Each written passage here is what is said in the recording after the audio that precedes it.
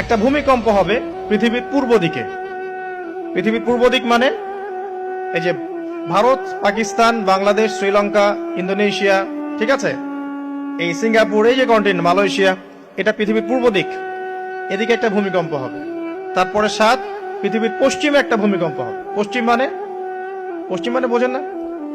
পশ্চিমা বিশ্ব না, সৌদি আরব না, পশ্চিমা বিশ্ব, ব্রিটেন, ফ্রান্স, জার্মানি, তারপরে রাশিয়ান কন্টিনেন্ট, হ্যাঁ, ইউক্রেন, এদিকে আপনার আমেরিকা, এই পুরো পশ্চিমা বিশ্ব, এখানে একটা ভূমিকম্প হবে বড়। এবং এগুলো এমন হবে যেগুলোতে ভূমি মাটিতে ধসে যাবে, মাটিতে ডুবে যাবে। ভূমিকম্প না, ভূমিধস।